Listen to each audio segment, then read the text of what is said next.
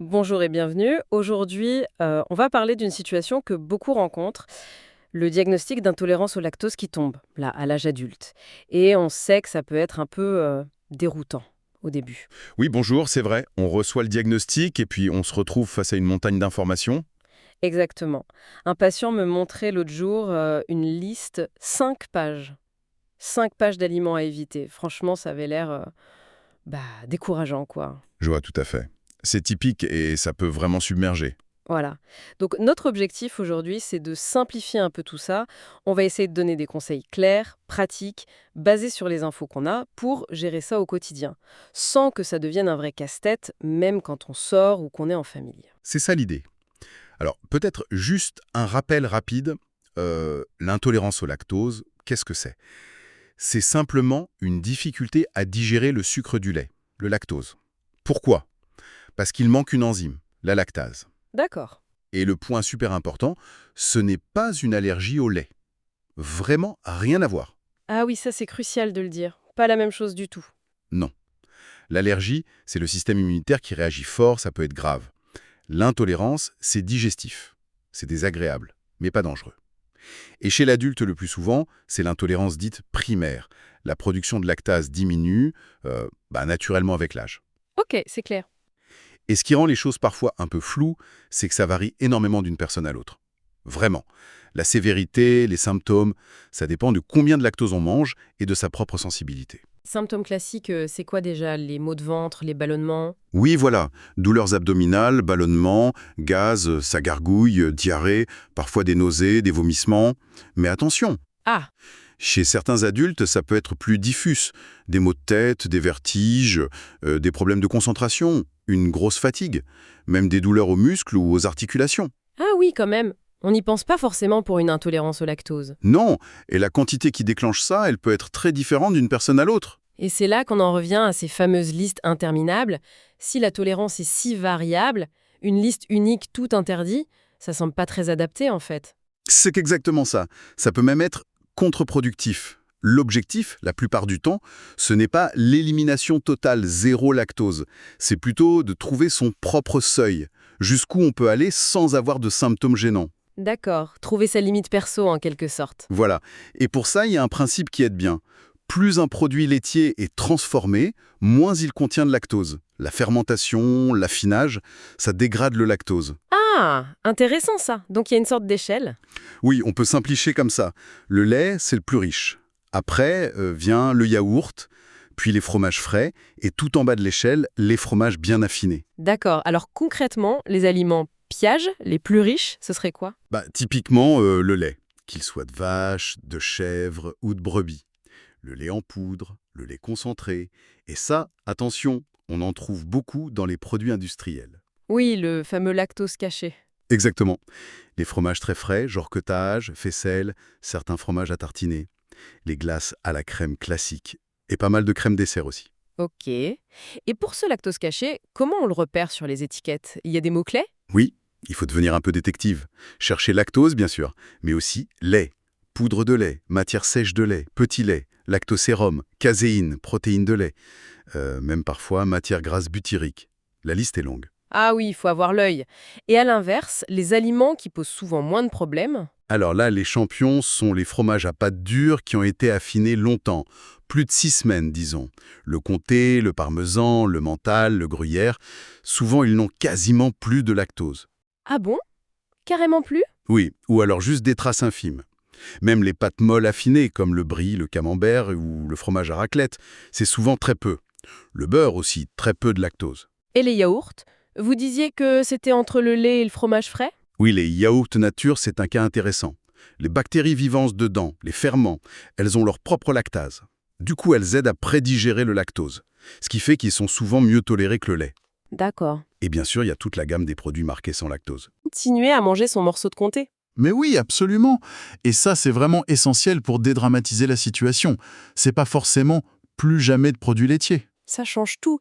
Mais alors, comment on fait pour savoir ce qu'on tolère personnellement? On y va au hasard? Non, il y a une méthode plus structurée, souvent conseillée, idéalement avec un suivi médical ou diététique. C'est une approche en 3 phases. D'accord. Phase 1, l'éviction. Pendant une courte période, genre 2 semaines, on réduit très fortement le lactose. Le but, c'est de calmer les symptômes, de repartir de zéro. Ok, une pause digestive. Voilà. Phase 2, les tests. On réintroduit très progressivement les aliments, un type d'aliment à la fois, en petite quantité au début, puis on augmente doucement, et on note, est-ce que j'ai des symptômes? À partir de quelle quantité? Un petit carnet alimentaire, c'est hyper utile là. J'imagine. Faut être rigoureux. Oui. Et phase 3, l'intégration. Une fois qu'on a identifié ce qui passe bien et en quelle quantité, on réintègre ces aliments dans son alimentation normale. C'est vraiment du sur-mesure. Ça a l'air logique, mais ça demande quand même pas mal de discipline, non? 2 semaines d'éviction, puis les tests. Faut être motivé et attentif.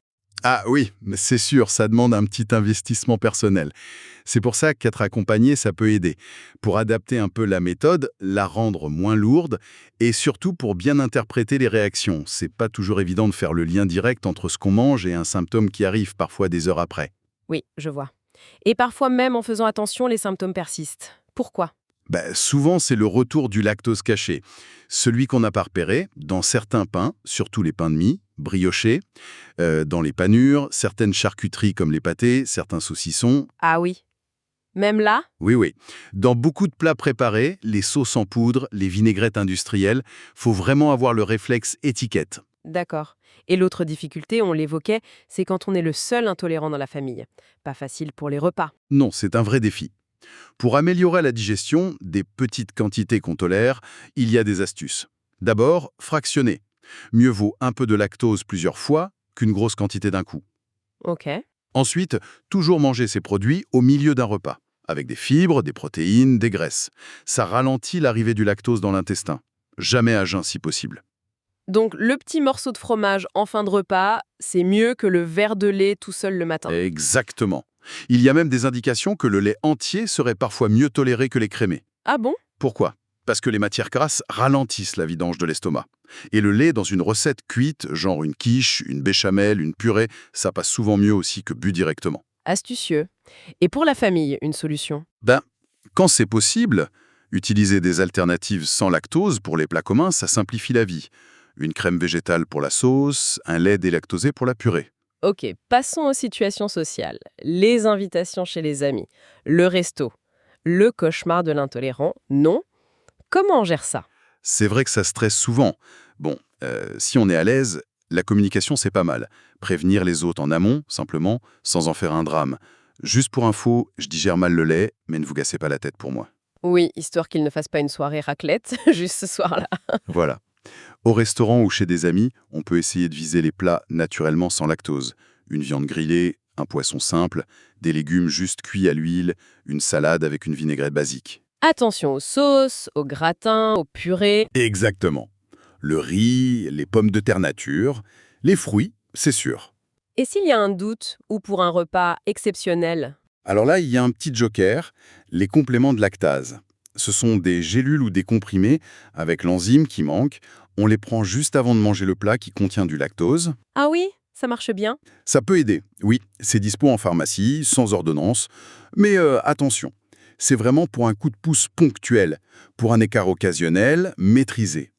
C'est pas du tout une solution pour manger comme avant tous les jours. Ça ne remplace pas l'adaptation du régime. D'accord, c'est une béquille, pas une solution de fond. C'est que ça.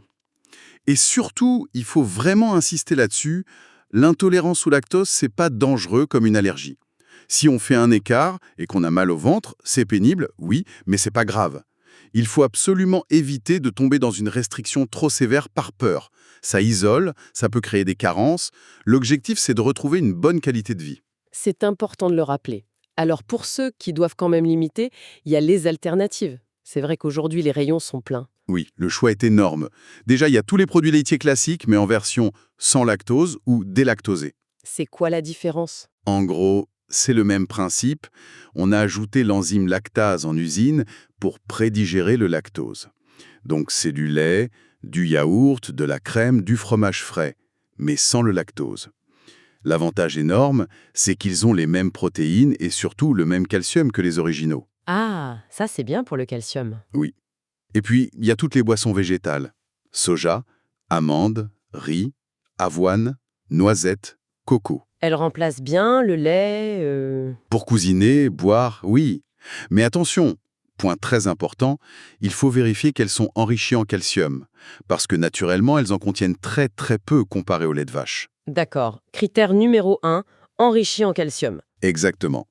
Et autre avertissement, ces boissons ne sont absolument pas adaptées pour remplacer le lait infantile chez les bébés. C'est pas du tout la même composition nutritionnelle. Noté. Et pour le reste, yaourt, crème. On trouve plein d'alternatives végétales.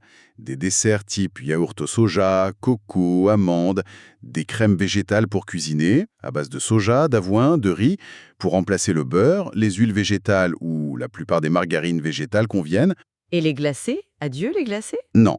Les sorbets, c'est à base d'eau et de fruits, donc pas de lactose, et on trouve de plus en plus de glaces faites avec des laits végétaux. Ouf. Mais tout ça nous ramène à la question du calcium, qui est quand même capital si on réduit les produits laitiers. Absolument crucial. C'est le point de vigilance numéro 1 pour éviter les problèmes osseux à long terme, comme l'ostéoporose. Mais heureusement, le calcium, il n'y en a pas que dans le lait liquide. On a déjà parlé des fromages affinés. Oui, excellente source, bien tolérée. Les boissons végétales enrichies, certaines eaux minérales sont très riches en calcium. Faut regarder l'étiquette. Et dans les aliments non laitiers, Il y en a pas mal. Les légumes verts à feuilles, les choux frisés, chinois, le cresson, les épinards, les légumineuses, haricots blancs, rouges, pois chiches, les sardines en boîte si on mange les pizzarettes. ah oui, les arêtes. Oui, le tofu fait avec du sulfate de calcium, les amandes, les noix, les fruits de mer comme les moules, les huîtres, les œufs, le persil aussi. Pas mal de sources diversifiées finalement. Oui. Et si malgré une alimentation variée, l'apport semble juste, il faut en parler à son médecin. Il évaluera s'il faut une supplémentation en calcium et en vitamine D qui aide à le fixer. Bon, alors, si on fait le bilan pour la personne qui nous écoute et qui se demande finalement je dois être super strict ou pas, qu'est-ce qu'on lui dit? Zéro lactose obligatoire? Non. La réponse claire qui ressort, c'est non. Dans la très grande majorité des cas, non. L'objectif, c'est vraiment de gérer les symptômes pour être confortable, pas de faire une chasse obsessionnelle au lactose. La clé, c'est d'apprendre à se connaître, trouver son seuil personnel. Et on peut souvent tolérer un peu? Oui, beaucoup de gens tolèrent de petites quantités, surtout dans un repas, ou sous forme de yaourt, de fromage affiné, sans aucun souci. L'élimination totale, c'est vraiment pour les cas très rares de déficit quasi complet en lactase. C'est plutôt une bonne nouvelle ça. Oui. Et d'ailleurs, il y a une observation intéressante. Certaines personnes disent que leur tolérance s'améliore un peu avec le temps, en réintroduisant tout doucement de petites quantités. Ah, l'intestin se réhabitue. A priori, c'est pas que l'intestin se remette à faire de la lactase. Ce serait plutôt le microbiote intestinal, les bactéries de notre côlon, qui s'adapteraient et deviendraient plus efficaces pour gérer le lactose qui arrive non digéré. Fascinant, hein? Ça ouvre des perspectives. Bon, si on résume, gérer son intolérance au lactose, c'est donc une approche très perso.